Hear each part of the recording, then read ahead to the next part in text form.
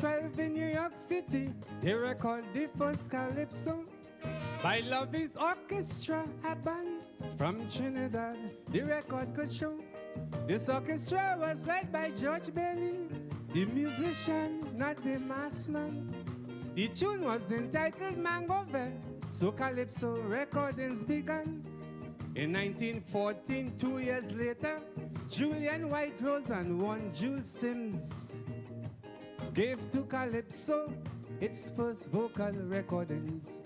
In 1921, Railway Douglas opened the first Calypso tent. And from then to now, I keep asking, where the hell the Calypso went? For since in the early 20s, Sorghum sponsor Lion and Tiger. Our Calypso music was attracted by a recording company they called Decca. It was recorded before all that jazz and so much other music. But somewhere along the way, Calypso has lost its magic. Just when we feel the Calypso would skyrocket all over the continent, it took a nosedive in the savannah and then back to the friggin' tent.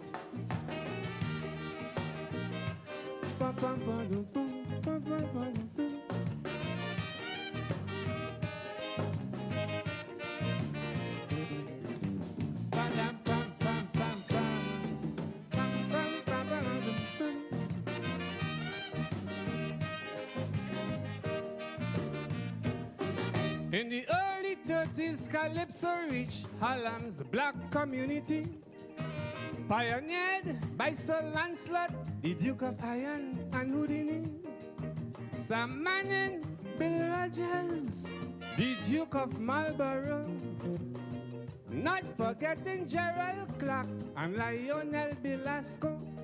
Look how long the Calypso was on the international scene, until a man named Molly Amsterdam brought it where the pasture was green.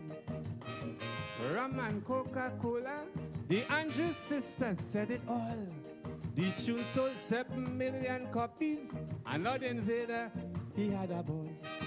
$150,000 he got for this Calypso, and for composing the melody, Belasco, he got something also.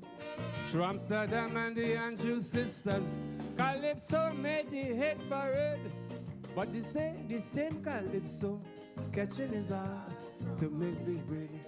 Cause every day now the people keep complaining Calypso is dying slow. But it's all them Calypso judges and promoters that have it so.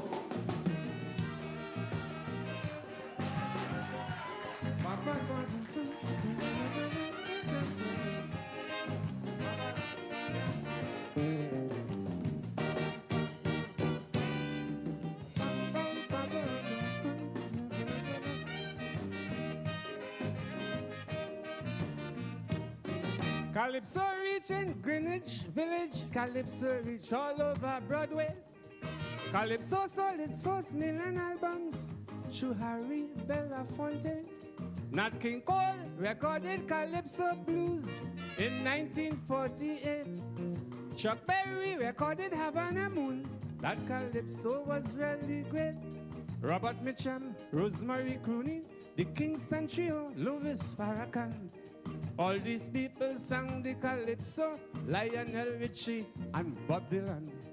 Calypso, it was acknowledged, had an influence on the Motown sound. Jamaicans could say, thanks to Calypso, reggae music is still around. Calypsonian told me a story about Bob, Peter and Bunny. Recording his Calypso where Sammy gone, they sang background vocals for him. Our first independence Calypso king, Lord Bryner, who they send loco, told me that Bob Marley and the Wailers pick up some vibes from Kaiso. After all these people and places, where the hell did Calypso go? End up in some cheating competition on some plastic Dimashqa show.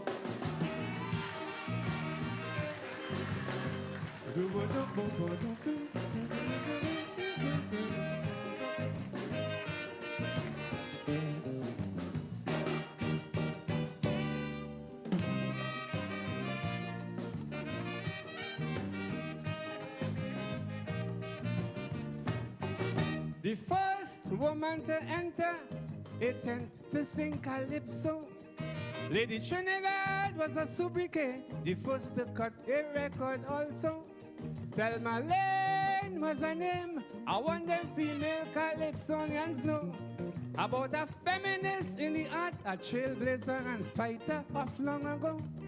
And then enter Harold Phillips, a man who would create history, a Calypsonian and a panist, a concert promoter from Laventino. In his colony club in England, where he promoted his Calypso show, these white boys would walk with their guitar, and together they'll jam the tempo. And then Woody told me a true story. Them white boys used to gig with him about a historic concert they pulled up in Hamburg, Germany. John Paul, George, and Ringo, his Lord Woodbine made me to know the famous Beatles from in Liverpool pick up some vibes from we Kaiso. After all these explorations, how much further did Calypso went? End up in all kind of competitions, and then back to the Brigade.